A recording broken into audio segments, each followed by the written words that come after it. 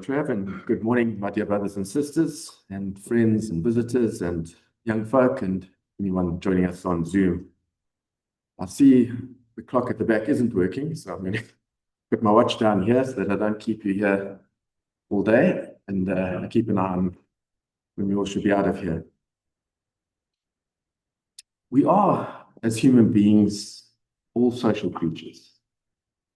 We all live through some form of relationship, be it a friendship, be it a parent and a child, be it an employer and employee, be it with a pet.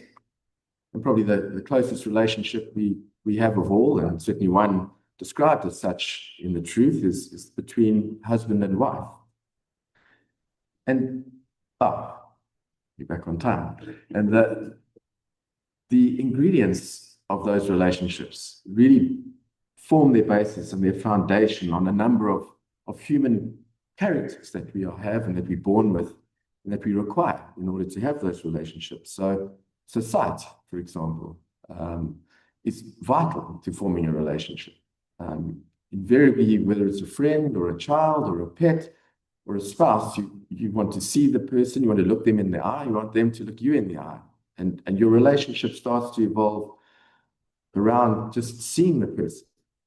But of course, there are various other characteristics that are needed for us to evolve and develop a relationship. Things such as commonality, something that's common between people that draws us together and makes us friends. Sharing things, touching people, whether it's shaking a hand or a hug, often vital to relationships and friendships that we have with one another. And that's really how we get to know and form and evolve those relationships. But we know that the closest relationship that we are asked to have as human beings is one with an unseen and with an uncreated God. As Christ tells us in John chapter 1 and verse 18 from the New King James Version, no one has seen God at any time. And he goes on to say, the only begotten Son, who is in the bosom of the Father, he has declared it. As we'll see, as we work through our exhortation this morning, that becomes vital to us developing and evolving the relationship that we have with God. Again, in John chapter 5 and verse 37, Christ, when speaking of his Father, says, "Ye have neither heard his voice at any time, nor seen his shape." And yet this is the God with whom we are to have the closest possible human relationship. And we know that from those words that Christ repeated from Deuteronomy, words we know very well, Deuteronomy chapter 6, in verses 4 and 5, where it says, "Hear, O Israel, the Lord our God is one, and thou shalt love the Lord thy God with all thine heart, with all thy soul, and with all thy might." And Christ, as I said, confirmed that and recorded in both Matthew chapter 22 and in Mark chapter 12. But Jesus goes further in Matthew chapter 10. There's verses between 37 and 39, if you want to note them down, where he says, "How loveth Father, and he that loveth father or mother more than me is not worthy of me. And he that loveth son or daughter more than me is not worthy of me. And he that taketh not his cross and followeth after me is not worthy of me. And he that findeth life shall lose it. And he that loseth his life for my sake shall find it." And of course, Jesus wasn't saying to us that the relationship between parent and child and between spouse is not important. The point he was making is that that's the degree of love and relationship you need to have with God through Christ, as we'll come to learn and discuss in more detail.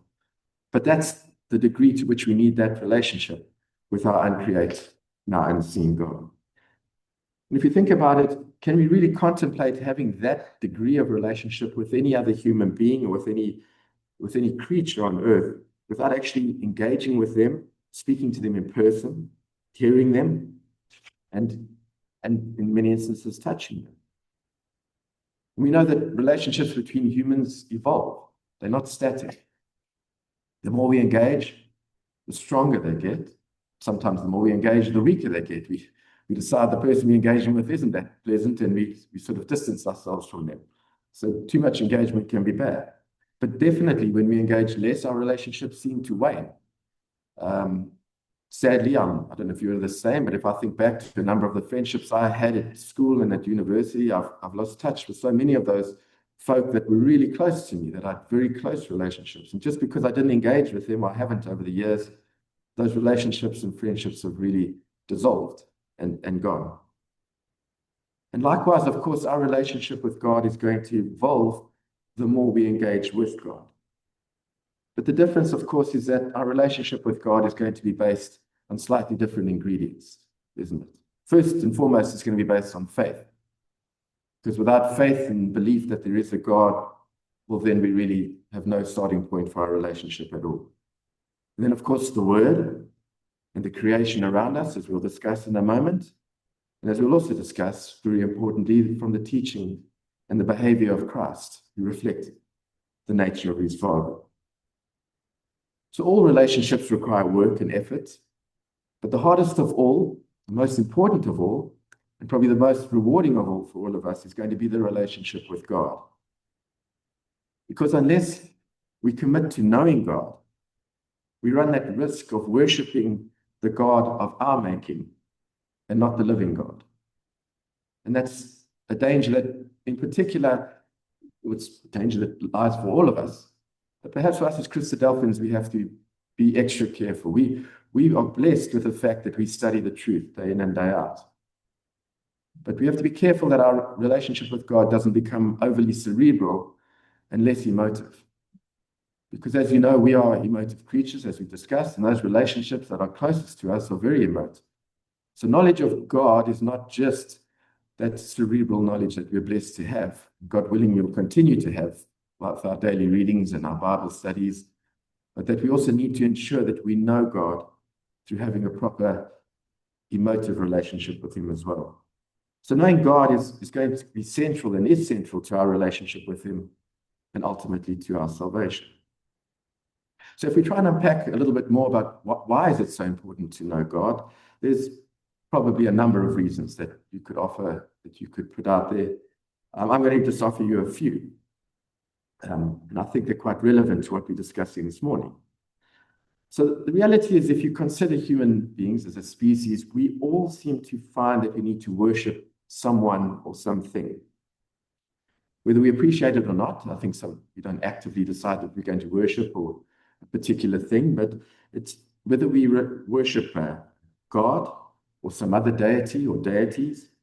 Humans also seem to find it important that they worship things such as money and power and possessions. Some even worship themselves, which has probably existed throughout the epochs of time, but it's certainly an issue which we face with in the modern world, where the humanist concept of who we are and what we should be, that the self is the most important, that we put ourselves out there and whatever we feel is right or wrong becomes right or wrong. And we worship effectively ourselves. But what we know is that God made very clear to the Israelites, as the first commandment of all the commandments that he gave, is that thou shalt have no other gods before me, in Exodus chapter 20 and verse 3. And if we think about it, God really wasn't the first time God gave that commandment, because he really gave that commandment to have no other gods to Adam and Eve in the Garden of Eden. He said, I've given you everything. Know me, turn to me for everything that you need. Just don't go off and choose something else. Don't go off and choose to eat from the tree of good and evil. Just don't do that. And of course, we know that human nature is such that we decided knowing God wasn't enough. And we decided that we needed something more. And ever since Adam and Eve chose that path, we've all struggled to know God fully and to form a deep and meaningful relationship with him. And the choice of not to know God draws us as human beings into worshiping the world. And Paul, in his letter to the Romans, probably sets it out the most succinctly and clearly. And it's a passage, again, that we all know very well, but it's very relevant to our topic this morning. So I'm going to read a couple of verses from Romans chapter 1, because it really summarizes everything that we're talking about this morning. And I'm going to read from the NIV, just because I think the NIV really expresses it in the clearest terms from the translations that I've read. So I'm going to pick it up from Romans chapter 18, if you want to follow along, and I'll just emphasize a couple of the points that Paul makes. So Romans 18, he says, the wrath of God is being revealed from heaven against all the godlessness and wickedness of people who suppress the truth by their wickedness. Suppress the truth. Since what may be known about God is plain to them, because God has made it plain to them. So in terms of our difficulty in saying, well, how do we love an unseen God? Paul explains to us that in fact, God has revealed himself to us through his creation. And yet, as we know, because that's how Paul starts out in verse 18, and he goes into more detail, there are many amongst us who have chosen to suppress the truth, and in so doing have lost the knowledge or ability to know God. So, for example, the atheist evolutionist, this probably fits into that category. He's adamant that forget about the detail, we'll just look at some of the science. There's no need for a God. Just what happened and how we got here is explainable by some sort of scientific explanation, starting from a point in time which forgets about anything that came before it. And Paul then goes on to say, since the creation, in verse 24, since the creation of the world, God's invisible qualities, his eternal power and divine nature have been clearly seen, being understood from what is being made, so that people are without excuse. And verse 21, he says, for although they knew God, they neither glorified him as God nor gave thanks to him, but their thinking became futile, and their foolish hearts were darkened. Although they claimed to be wise, they became fools and exchanged the glory of the immortal God for images made to look like a mortal human being, and birds and animals and reptiles. And therefore God gave them over to the sinful desires of their hearts, to sexual impurity for the degrading of their bodies with one another. They exchanged the truth about God for a lie, and worshipped and served created things rather than the Creator, who is forever praised. Amen. And at verses 28 and 29, Paul goes on to say, furthermore, just as they did not think it worthwhile to retain the knowledge of God, so God gave them over to a depraved mind, so that they do what they ought not to be done. They become filled with every kind of wickedness, evil, greed, and depravity. So Paul, it's both a positive and a negative. Paul is firstly revealing to us, if we want a relationship with God, well, God has revealed himself to us in his creation. We just have to consider what's around us, to consider what's beyond us, because God, of course, didn't just create the earth, but he created what was beyond us. But we also have to be careful that as humans, we don't use our knowledge to suppress the knowledge of God and to cling to things which are not relevant to God, simply to satisfy our own thoughts. And even after God did reveal himself in that way, we also know from generation after generation, not just this generation, but generation after generation of the Israelites slipped back into ignoring God. And there's any number of passages we could look at which record that. I'm just going to use one as an example from Judges chapter 2 and verses 8 to 11. It talks about the death of Joshua. From verse 8, it says, Joshua, the servant of the Lord, died at an age of 110. And they buried him in the land of his inheritance, Timnath Heres, in the hill country of Ephraim, north of Mount Gosh. After that, a whole generation had been gathered to the ancestors. So after that generation that knew God and that followed God, another generation grew up who knew neither the Lord nor what he had done for Israel. Then the Israelites did evil in the eyes of the Lord and served the Baals. And that's happened to us generation after generation, where we lose the knowledge of God. We don't look to the knowledge of God in order to be the basis of our relationship. And the second important part is because we all seem to, as human beings, define God's character using an anthropocentric bias or human bias when we consider God's or define God's character. Be you Jews or Muslims or Hindus or Christians, we all seem to do the same thing. That's happened throughout the centuries.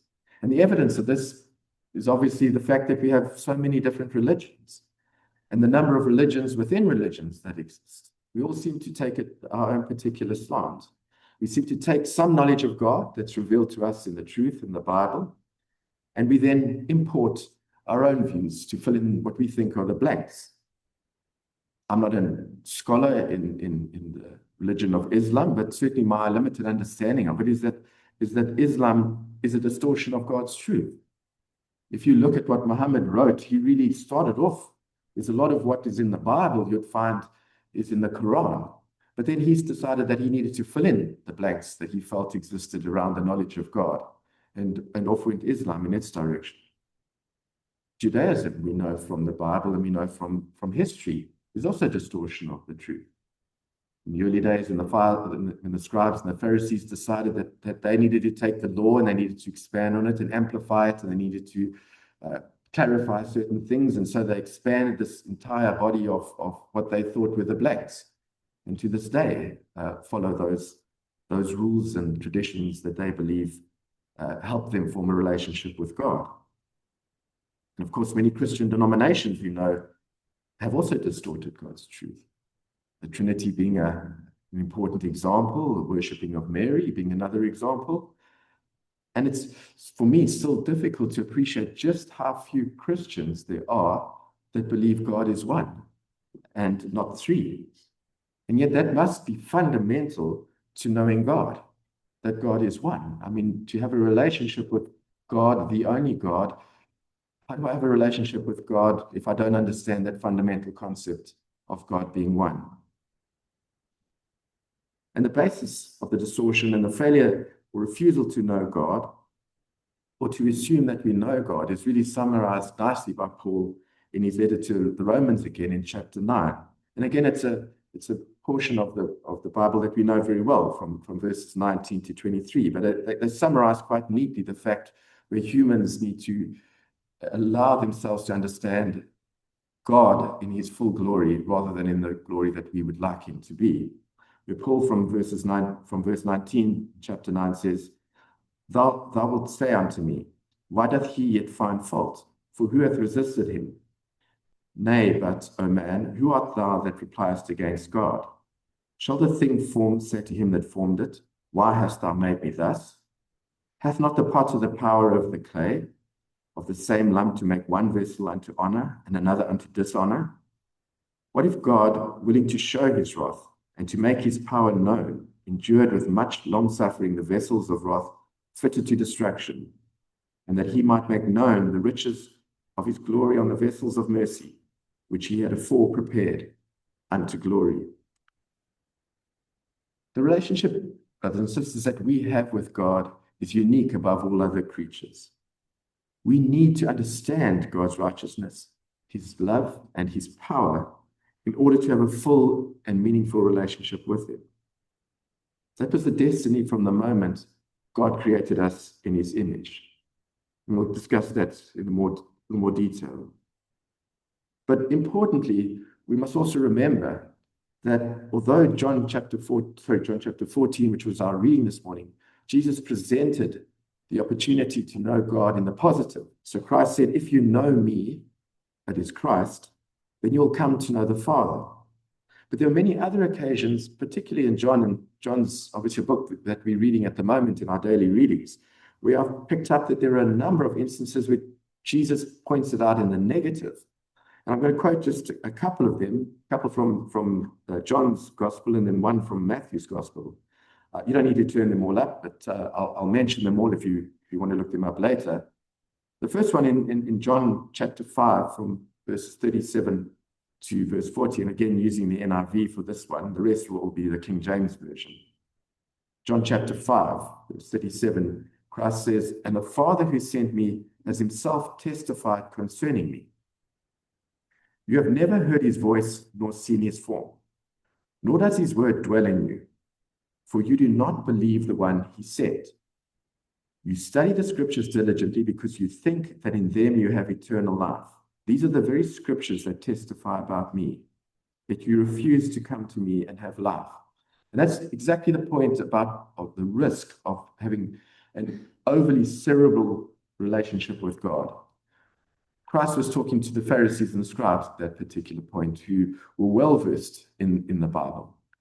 It still often amazes me, and I'm always very embarrassed talking to a number of brothers and sisters, how many of you can quote Bible verses to me with great knowledge and depth. I still, after almost 15 years of being the truth, still struggle to keep the same level of ability that you've got. And long may you have that, because that's wonderful to hear. And certainly I continue every day to try and have the ability to remember those important passages.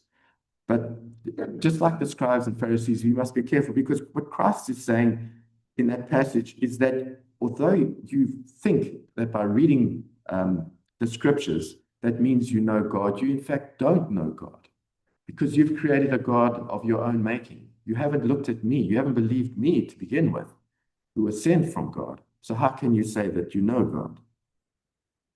In John chapter 7, verses 28 and 29, when Jesus was in the temple, he cried out in the temple as he taught, saying, "You both know me, and you know whence I am, and I am not come of myself, but he that sent me is true, whom ye know not." So very clearly telling them that they don't know God, but I know him, for I am from him, and he hath sent me.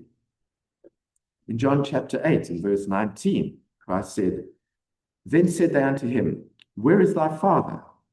Jesus answered, "Ye neither know me nor my Father. If ye had known me, ye should have known my Father also." John chapter 8 again, in verse 55, Christ says, "Yet ye have not known him," that is God, "but I know him, and I should say, and if I should say I know him not, I shall be a liar unto you. But I know him and keep his saying." And lastly, in Matthew chapter 11, verse 27, Christ says, "All things are delivered unto me of my Father, and no man knoweth the Son, but the Father. Neither knoweth any man the Father, save the Son, and he whomsoever the Son will reveal him." So what of the importance then of knowing God through being created in the image of God? Now we know that from Genesis, both man and beast were created on the sixth day. And in many respects, we are no different, man and beast, as that well-known passage in Ecclesiastes in chapter 3 tells us. Ecclesiastes chapter 3, verses 18 to 20. "I said in mine heart concerning the estate of the sons of man, that God might manifest them, and that they might see that they themselves are beasts. For that which believeth the sons of men befalleth, for that which befalleth the sons of men befalleth beasts. Even one thing befalleth them. As the one dieth, so dieth the other. Yea, they all have one breath, so that man hath no preeminence above the beast. For all is vanity. All go unto one place.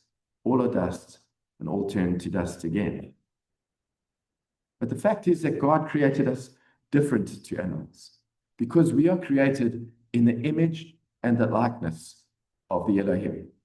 And I must be honest, I didn't actually pick up the importance of those two words until I prepared the exhortation from Genesis chapter 1 and verse 26, that we were made in the image and the likeness of the Elohim.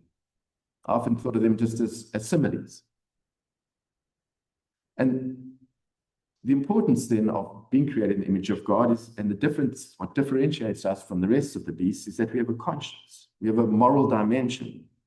Of course, my wife would argue with me vigorously that many animal species of particularly higher order intelligence also know how to love and sometimes even have compassion, but what they don't have is a conscience. And we have a conscience. The spirit of the beast, we know, inclines towards the earth from where it's taken for its food and for its survival.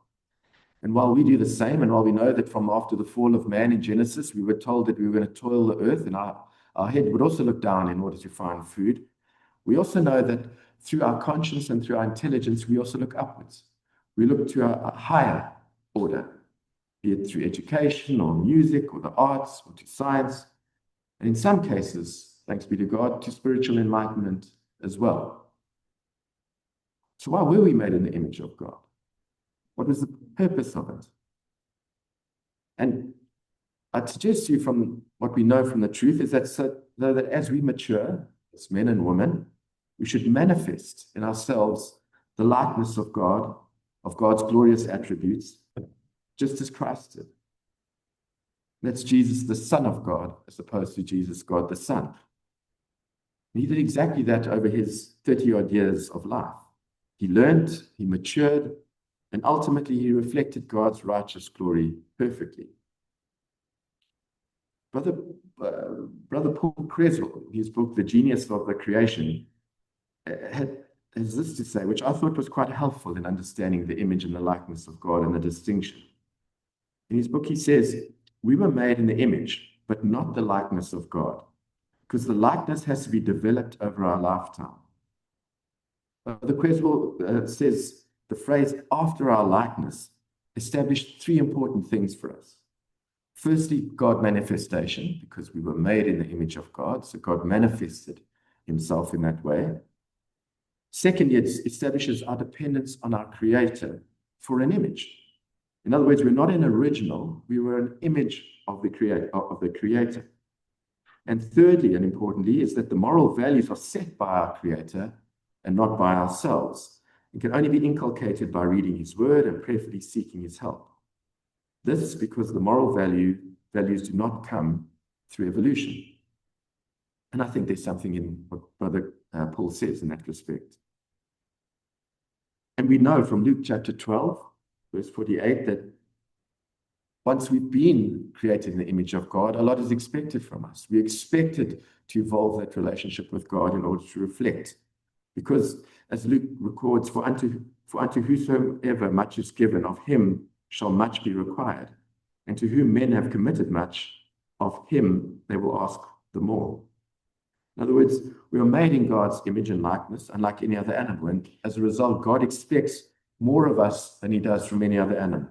He expects us to manifest his righteous ways and in his image. So what of God then in terms of revealing himself to us? And we've already touched on, and we won't go into more detail, the fact that God has revealed himself to us through his creation. Romans chapter 1, Paul, I think, sets it out very neatly. But there are many other passages where creation and God's righteous ways and his image are revealed to us through creation are recorded. Psalm 19, verses 1 to 4 is just a sample of that. But it does explain nicely to us where we can reach out and form a relationship with God, where it declares that the heavens declare the glory of God, and the firmament showeth his handiwork. The day unto day uttereth speech, and night unto night showeth knowledge. There is no speech nor language where their voice is not heard. Their line is gone out through all the earth, and their words to the end of the world. In them hath he set a tabernacle for the sun. So we have a basis on which to start that relationship with God just by looking around us and looking beyond us. But of course, God sent an advocate who was able to assist us in the form of a man of flesh and blood like us, who was able to show us God in all his realities. Because Jesus alone achieved God's likeness. So not only was he made in the image of God, but unlike all of us, he has achieved perfectly the likeness of God. From our reading this morning, from John chapter 14 and verse 9, Christ says, he that hath seen me has seen the Father. And how sayest thou then, show us the Father? Believest thou not that I am in the Father, and the Father is in me? The words that I speak unto you, I speak not of myself, but the Father that dwelleth in me. He doeth the works. Believe me that I am in the Father, and the Father is in me. Now, of course, there are many, the Trinitarians, who would take that to another level. But at the level of knowing God and having a relationship with God, at the level of knowing God and living the likeness of God, is really what Christ is teaching us in that passage. He knew his Father so well that he was able to reflect God's righteous ways in his life to the point where he could describe themselves as one in terms of a relationship. And we know that God also talks about a relationship like that between man and woman. The two become one. We don't become one in the sense that we are the same person. We are still two individuals, but we become one because we know each other so well to the point where we where we are husband and wife. And certainly after 30 odd years of marriage with Kerry, there's still many divergences, but generally speaking, I know exactly what Kerry's thinking long before she actually says it, just by looking at her mood and in her expressions, and vice versa. She can understand my feelings and my views long before I actually open my mouth, just from that relationship having evolved over that period of time. And so did Christ's relationship with his Father. As Paul says in Hebrews chapter 1 and verse 3 of the resurrected Christ, who being the brightness of his glory and the express image of his person, and upholding all things by the word of his power, when he had by himself purged our sins, sat down at the right hand of the majesty on high. Yet we know that it took Christ nearly 30 years, before God actually released him to teach us. It took Christ 30 years to develop that relationship before God felt he was ready to go out into the world and to teach us and to show us his likeness. But we also know that Christ knew his Father long before that, don't we? From Luke chapter 2, when they had gone up to the temple and Christ had stayed behind and his parents had gone back to look for him. And his answer to them was, he said unto them, how is it that ye sought me? Wist ye not that I must be about my Father's business? So at that very young age, Jesus already knew who his Father was. He had already formed a relationship with his Father. But it still took him a number of years before he was ready to perfect the likeness of God and to go out and teach us. And we know that understanding and relationship with his Father evolved exponentially, because there's just a nice subtle line at the end of Luke chapter 2, in verse 52, which says and summarizes nicely, and Jesus increased in wisdom and stature and in favor with God and with man. So his relationship really grew very quickly, to the point where at the time of his baptism, God declared publicly that this is my beloved Son, in whom I am well pleased. And where else do we know that declaration, that public declaration of a relationship that is so close, where two people know each other so well? There's two examples I can think of. There might be more. The one is in a wedding ceremony, a process that God has ordained, where man and woman become one through their marriage. We declare our love for one another publicly. Kerry and I were fortunate enough a few weeks ago to attend a Turkish wedding, which is a Muslim wedding, but they have a very similar process to what we have. Only when they declare that they love the other person, they literally have to shout it in Turkish. So I can't tell you what they said exactly, but when we asked our friends afterwards, effectively the question from the priest or the imam was, do you take this man to be your husband? And she has to shout at the top of her voice, yes, I do. And similarly, the husband has to do the same amongst all of the guests that are there. And that's exactly what God was doing. He was declaring to the world that his relationship with his Son was so wonderful and his love was so deep. And the other one is, of course, at the time of our own baptisms into the Lord. We declare in public amongst our brothers and sisters our decision that we accept Christ, we accept the truth, and we wish to die with Christ and be raised with him. And Jesus, in John chapter 5 and verse 19, goes on to say, then answered Jesus and said unto them, verily, verily, I say unto you, the Son can do nothing of himself, but what he seeth the Father do. For what things soever he doeth, these also doeth the Son likewise. Now, I wish my relationship with God was that deep that I was doing everything that God would do. But that's what we need to aspire to in our relationship with God. That Christ repeated and reflected everything, every righteous way that his Father taught him. And there's just two passages that I'd like to read with you. And sorry, the clock isn't working. So I'm looking at my watch now, which is working. But two passages which I think Paul summarizes very nicely the degree and the depth of the relationship of Christ, and that he truly became not only the image, but the likeness of God for us. The first is in Colossians chapter 1 and verse 15, where Paul says, the Son is the image of the invisible God, the firstborn over all creation. For in him all things were created, things in heaven and on earth, visible and invisible, whether thrones or powers or rulers or authorities. his authorities, all things have been created through him and for him. He is before all things, and in him all things hold together. He is the head of the body, the church. He is the beginning and the firstborn among the dead, so that in everything he might have the supremacy. For God was pleased to have all his fullness dwell in him, and through him to reconcile to himself all things, whether things on earth or things in heaven, by making peace through his blood shed on the cross. In 2 Corinthians chapter 4 and verse 4, from verse 4, it's verses 4 to 6, Paul says, the God of this age has blinded the minds of the unbelievers, so that they cannot see the light of the gospel that displays the glory of Christ, who is the image of God. For what we preach is not ourselves, but Jesus Christ as Lord, and ourselves as your servants for Jesus' sake. For God, who said, let light shine out of the darkness, made his light shine in our hearts to give us the light of his knowledge of God's glory displayed in the face of Christ. So how do we evolve and develop our relationship to end off with God? How do we increase that relationship in the same way as we try to evolve the relationship with those around us? Well, there's two things I think that are important. There's probably many others. The one I think Christ expresses very nicely in Matthew chapter 11, from verses 27 to 30, where he says, all things are delivered unto me of my Father. And no man showeth the Son but the Father.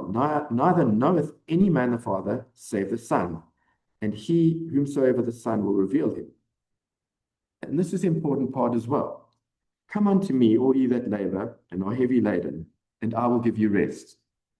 Take my yoke upon you and learn of me, for I am meek and lowly in heart, and ye shall find rest unto my souls. For my yoke is easy and my burden is light. And I often find that is a very peaceful, helpful passage in having a relationship with God.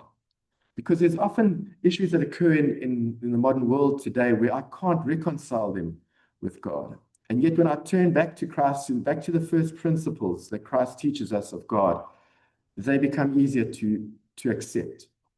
And if we take a contemporary example, and perhaps a slightly controversial example, but I think an important one that helps illustrate the point. As Brother Travis prayed this morning, we need to look for the signs of the times. We need to look what's happening around us. We need to look what happened over the last 2 years in Israel and in Gaza. And we definitely need to keep our lamps trimmed. But we also need to accept that amongst all of that revelation that's possibly happening, there's horrific trauma happening on both sides. And often we forget that trauma. That 5-year-old Palestinian kid who might have had his family destroyed, who might be starving at the moment, who's just a victim of circumstance, who happened to be in the wrong place at the wrong time. Are we thinking about that as well? Because we know through Christ that God knows when every sparrow falls. Every sparrow falls. It hurts God. That's the implication. So for us not to feel some angst and anger, but concern for every victim of the circumstances that people find themselves in is difficult. It should be difficult for us if we truly want to know God. And that passage of Jesus really helps us align with that, because we can put it somewhere. We can know that God too feels sorrow and pain to those that are suffering amongst the revelation of what's happening, amongst the evolution of his purpose and his plan with this earth. And the other one, which I always find very helpful, is that short passage in Romans chapter 12, and it's just worth remembering for ourselves. And that is the short passage in Romans chapter 12 and verse 2, which talks about us not being conformed to this world, but being transformed by the renewing of our minds, so that we may prove what is good and acceptable and perfect will of God. We need to constantly work at our minds and the knowledge that we are gaining from the truth in order to understand God's purpose and plan. And we need to shift our minds away from the world and shift them into God's truth. Because our relationship with God really consists of two bookends, doesn't it? It consists firstly of the fact that we were made in the image of God. And then ultimately, as we'll end off this morning, it talks about God becoming all in all. So those are the two bookends that we need to concern ourselves with in terms of the relationship with God. He created us in his image for a purpose, and he has an ultimate purpose with us to become all in all. And Brother Michael Edgecombe, I picked up a book from the library a few months ago. I thought it would help me tremendously with my exhortation this morning. And it in fact talks more about relationships between husbands and wives. So if any of you feel you need to pick up a book about husbands and wives and how to develop your marriage, Brother Michael Edgecombe's book is good. But I just want to read from you a short passage from his book because it summarizes very neatly, using the Bible throughout this passage, about how we can evolve our relationship with God. He says, "For we continue to be God's offspring," Acts 17:29, "made in the likeness of God," James 3:9. "We are destined to be conformed to the image of his Son," Romans chapter 8:29, "who is the image of the invisible God," Colossians 1:15, "so that when he appears, we shall be like him," 1 John 3:2. God is at work by his Spirit to accomplish this change from one degree of glory to another, 2 Corinthians 3:18. "Even now, as we put off the old self, put on the new self, our minds being renewed in the knowledge after the image of the Creator," Colossians 3:10, "he will perfect his work when at the Lord's return we shall be changed in a moment from the image of the man of dust to the most glorious image of the man of heaven," 1 Corinthians 15, verse 49. So as we come now to the emblems, to summarize the importance of knowing God, the first, to know God, is to allow us to have a proper, full, deep, and meaningful relationship with him. And the second is to ensure that we don't create the God we want by imputing our own personal biases into our relationship with him. Because as Paul in Colossians chapter 3 says, once we come to know the one and only God, the only true God, and have put on the new man, which is renewed in the knowledge after the image of him that created him. Then, as Paul says, once that circle is closed, when all things have been subdued, and keep in mind that subdued, the Greek term for subdued, means that we have submitted ourselves to God. And we know that instinctively we're not going to follow anyone to the edge of the earth that we don't know and trust. So only once we have been subdued and we have placed our trust unto him, then shall the Son also himself be subject unto him, shall be subject unto him that put all things under him, that God may be all in all.